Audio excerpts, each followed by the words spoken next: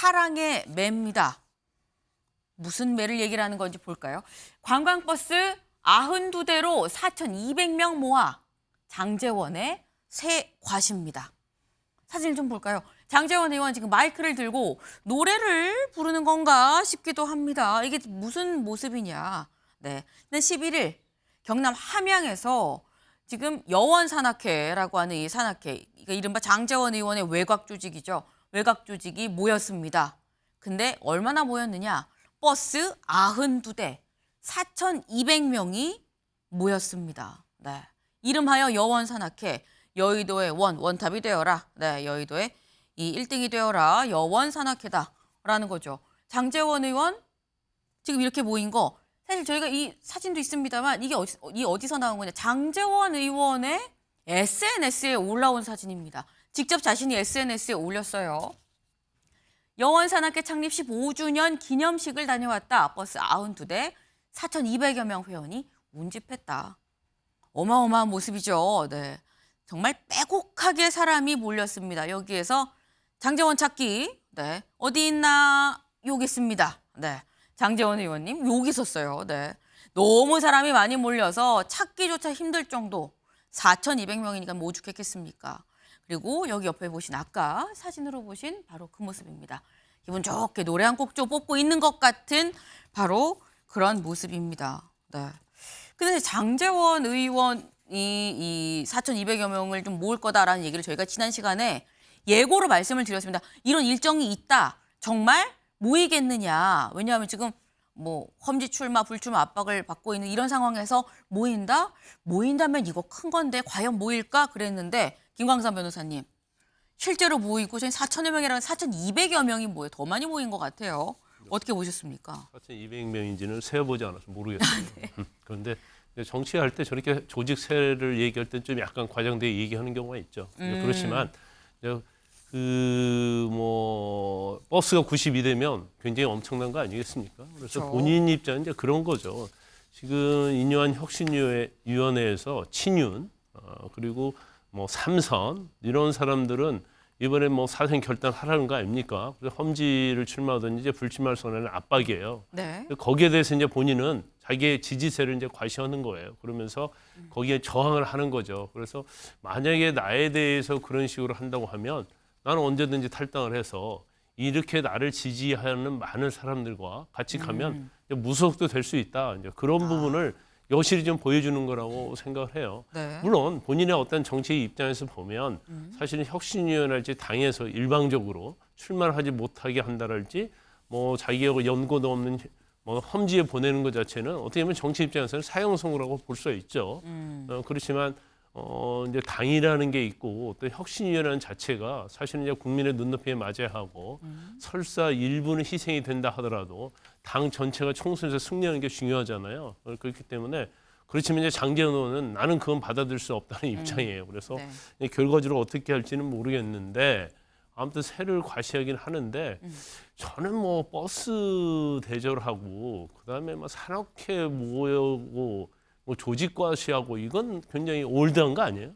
구태의연한 어떠한 정치적 행동이라고 봐요. 네. 물론 정치에서는 그런 부분이 없어서는 안 되는 부분도 있겠지만 근데 저런 식의 어떠한 행동 자체가 저는 좀 상당히 구태하다 이렇게 봅니다. 지금 공천을 안 주면 나 무소속으로도 나갈 수 있어요. 나 이 정도 세가 되는 사람입니다. 라는 걸 보여주기 위한 자리였다라는 거죠. 근데 이 모임 11일 SNS에 올라왔습니다. 그런데 그 이튿날도 또 SNS에 장제원 의원 글을 올렸습니다. 무슨 글을 올렸느냐? 이겁니다. 네, 교육부 특별교부금 확보했습니다. 네, 저희 지역구 초등학교, 뭐 저희 지역구 중학교 등등등 저희가 이렇게 확보를 했습니다. 라는 예산 확보에 대한 어떤 그 글을 올렸습니다. 네.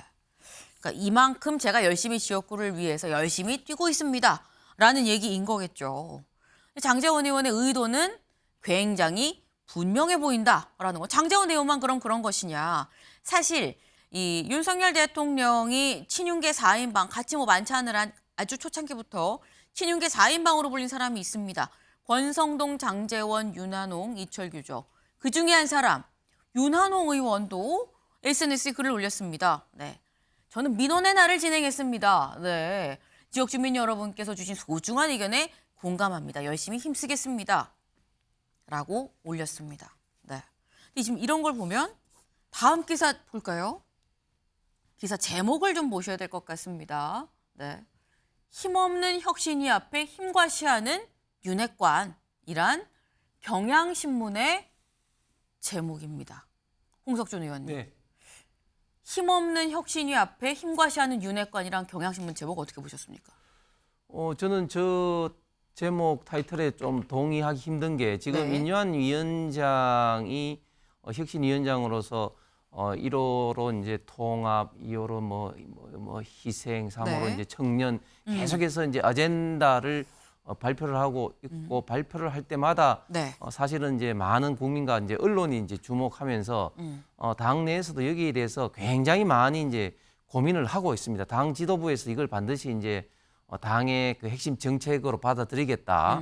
뭐 다음 공천의 공관위를 통해서 하겠다고 계속해서 지금 언급을 하고 있습니다. 네. 지금 당장 뭐 그 예를 들면 다선 의원이라든지 뭐 이런 분들의 어떤 용퇴 내지는 험지 출마가 계속 하지 않는 것도 네. 두 가지 요소를 좀 고려하기 때문인데 첫 번째는 과연 본인들이 용퇴나 험지 출마를 했을 때 당의 전반적인 내년 총선에 어떤 도움이 되겠느냐 이런 측면을 고민을 하고 두 번째는 결국 이제 시기적인 면에서 어떤 시기가 가장 좀 그 극적인 효과를 발휘할 수 있겠느냐 이런 것을 사실 고민하기 때문인데 네. 지금 윤핵관이라고 불리는 예를 들면 장제원 의원 같은 경우도 그 여원 산악회 4,200명이라는 게 대단한 숫자거든요. 그쵸. 저도 몇백 명 산악회도 사실 힘든데 그런 산악회를 한다는 것은 그 전부터 사전에 준비라든지 시기가 뭐 어제 오늘 결정할 문제가 아니라 오래전에 사실 이제 결정이 됐을 겁니다. 몇 달 전에.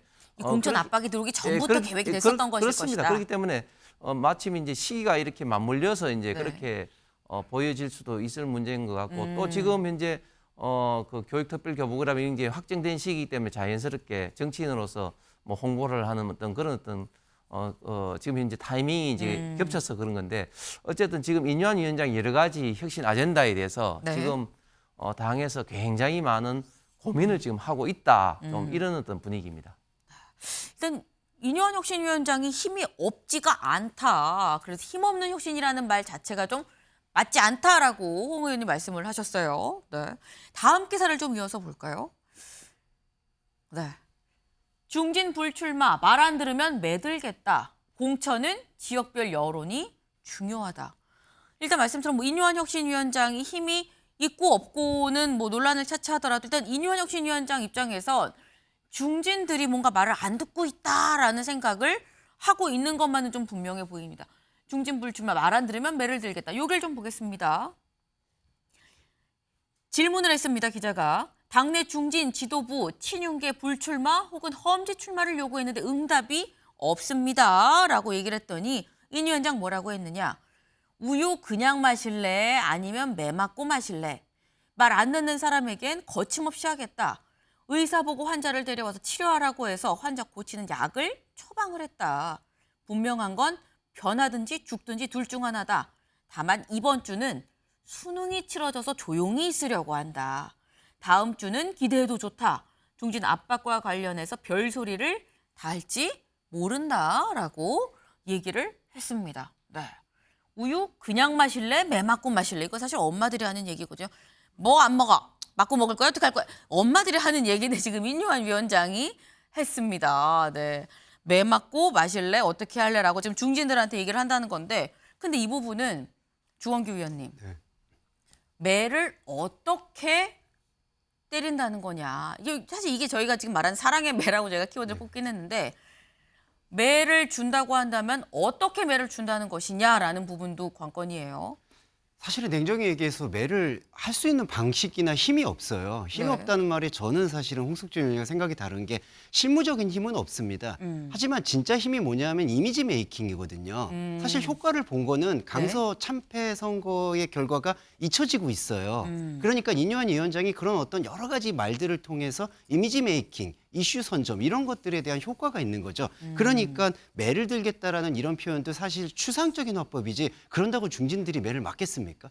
맞지 않죠. 국민의힘 의원들이 얼마나 호락호락하지 않은 분들인데 이거는 그러니까 이미지 메이킹에 만족해야 되는 부분인데 네. 저는 처음부터 이뇨한 위원장이 순서가 잘못됐다고 보는 게 네. 그러면 이미지 메이킹을 하실 거면은 처음부터 당정 관계부터 혁신안으로 내세우셔야 된다. 그러니까 윤 대통령님이 이미지 메이킹 차원에서라도 좀 변하셔야 된다. 네. 그런 쓴소리를 조금 하는 게 혁신위의 이미지로서도 그게 유효했지. 그렇지 않으면은 중진들의 험지 불출마, 그러니까 불출마라든지 험지 출마를 얘기하면은 네. 어떤 오해를 사겠습니까? 그러면 그 빈자리에 용산에서 차출된 분들이 들어가지 않겠느냐라는 의혹을 누가 갖지 않을 수가 없거든요. 그러니까 그 문제에서부터 먼저 매듭을 짓고 중진분들의 험지 출마나 그런 타이밍들을 압박을 하셨어야 되는데 네. 그런 입들도 꼬였고 그리고 이런 이미지 메이킹으로는 중진 불출마는 어떻게 보면은 그냥 공연불에 지날 수밖에 없다. 그렇게 생각합니다. 네, 김승원 의원님. 네네. 우선 이뇨한 위원장이 좀 매를 들려면 그 혁신위의 어떤 의결로 네. 중진의 불출마라든가 험지 출마를 최고위로 보냈어야 되는데 개인적인 사견을 전제로 해서 네. 보낸 그런 약점이랄까요? 논리 모순이 있고요. 그럼에도 불구하고 매를 들겠다고 하는 것은 지금 국민의힘도 총선 기획단이 구성이 되고 이제 발표가 됐는데 네. 거긴 이만희 사무총장께서는 아마 윤석열 대통령 후보 시절에 수행단장인가요? 그걸 실장을 했던 분이었고 네. 같은 수행팀에 있었던 이용 의원은 벌써 불출마 선언한 것 같습니다. 네. 그러니까 윤석열 대통령의 의중이 중진의 험지라든가 또 불출마에 있다면 이뇨한 위원장의 말대로 그 매는 총선기획단장인 이만희 사무총장을 통해서 중진들에게 돌아갈 것이다라고 하는 약간의 선전포고성 네. 경고 문구라고 생각이 됩니다. 아, 매를 들긴 드는데 내가 직접 드는 건 아니고 아빠가 때릴 거야가 된다는 얘기인 거죠. 지금 이만희 사무총장 아빠가 때릴 수 있다라고 우회적으로 얘기를 했다라는 걸로도 볼 수 있을 것 같습니다. 일단 중요한 거는 앞서 있는 이 얘기들이 실제로 올라가서 이어져야 되는데 이어지지 않고 있기 때문에 이게 실질적으로 효과가 있는 것이냐라는 말씀을 주셨는데 다음 기사까지 좀 짚어보겠습니다.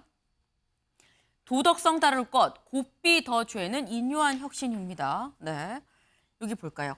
17일, 이제 며칠 안 남았습니다. 17일 발표할 네 번째 혁신안의 핵심 주제어로 희생과 도덕성이 함께 검토가 되고 있다고 합니다. 혁신위는 희생과 도덕성 강화의 틀 안에서 음주운전, 취업비리, 입시 부정 해당자 원스트라이크 아웃 등의 공천 룰로 분류될 이 민감한 사안들을 다룰 예정이다라고 얘기를 했습니다.